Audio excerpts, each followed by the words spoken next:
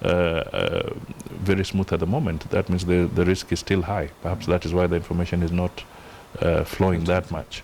But that is something that they eventually will have to come out. But these questions are important because we do not want our military to be demoralized out of this incident. They defend our country. And it is important that proper answers are given so that there is no recurrence of a similar incident to any of the other people who are in Somalia at this point in time, either through AMISOM or the KDF in different stations, because these guys might be emboldened that since they've struck a very devastating blow at this stage, then they can move to the next level.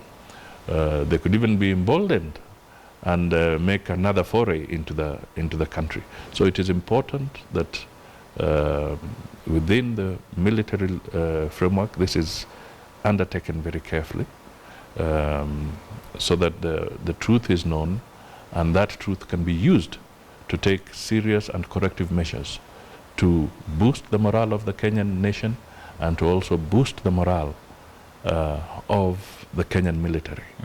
And we would not want to have a situation where our military are seen or are put in a situation where they are sitting ducks in such a situation. Secondly, I think we must also remember that we are not dealing with conventional warfare.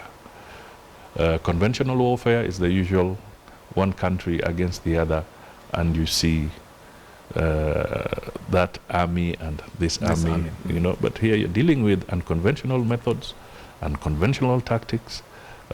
So clearly, and I'm sure this is through their they have this perfect training, because we have our people trained well. So we must ask ourselves that what really went wrong. But at the same time, we must continue to respect the fact that these young men and women are actually standing out to defend Kenyan interests. Well, there has been debate as to whether Kenya has stayed too long in Somalia and whether we should actually be thinking about exiting. What are your comments on that?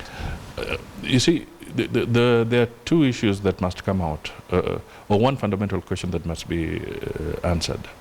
Did we go in for political intentions, or did we go in as a matter of military intervention to ensure that there is security? So these two issues need to be answered. And I think those in government must really define, were they there for as a military reason for being in Somalia? A reason for being, is it a military intervention? If it is, then they must stick and focus on the military activities and ensure that that they're not distracted whatsoever. Now, if somebody then wants to interpret it as a political intervention, then political interventions can have very different connotations and strategies here. So I think that needs to be defined by the government of the day. That are we looking at it and coming out clearly on what should be our role there? Tactfully, if it is a military intervention, then clearly you'd have to figure out your exit plan, when and how. If it is a political intervention, then the considerations might be different. But I think what Kenya should do and what the international community should do is to ensure that the people of Somalia quickly get their own government. They must get their own government. And a greater effort must be put in to make sure that the initiatives that are going on, where IGAD and even the process is going on to whether since the transitional government is coming to an end, I think they're planning to have elections in August. But if such forays, such attacks are beginning to come into play, then you'll ask yourself, is it possible then that they will have these elections at all? All right.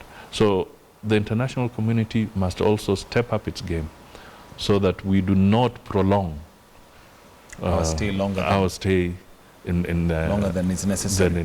All right, still on national issues now. As a former Minister of Finance, we have the Eurobond saga that has been going on. What are your feelings regarding that particular saga? I think,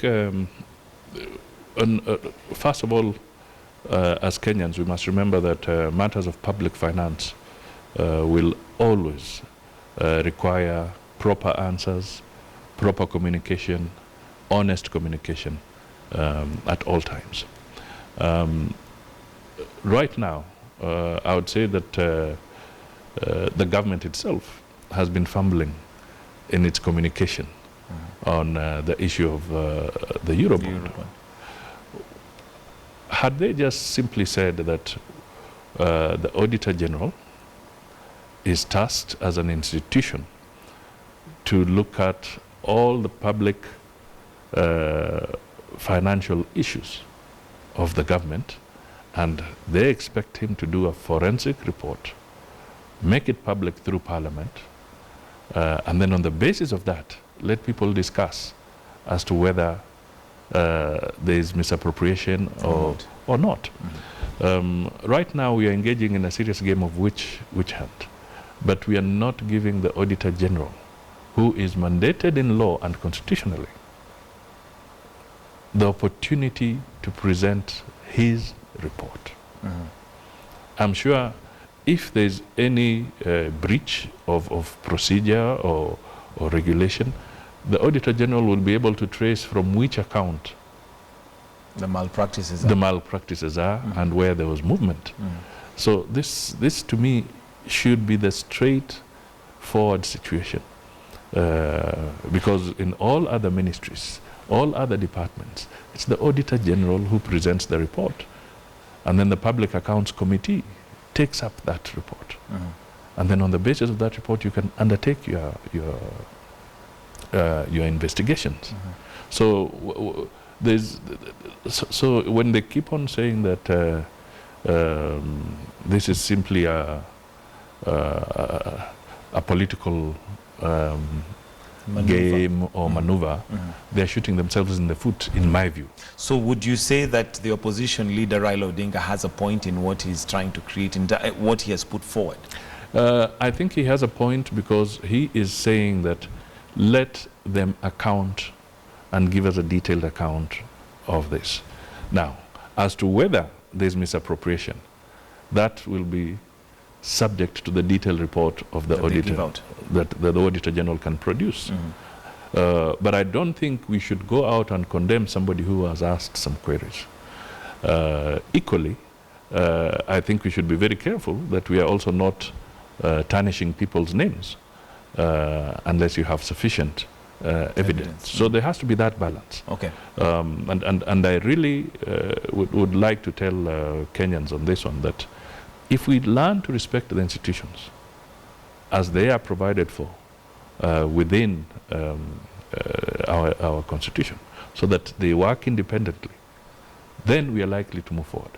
But here is the government, whereas the Auditor General is supposed to undertake these things, his independence is being undermined.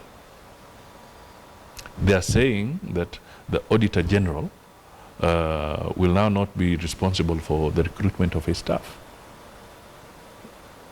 You know, you want that to be done for him by somebody else.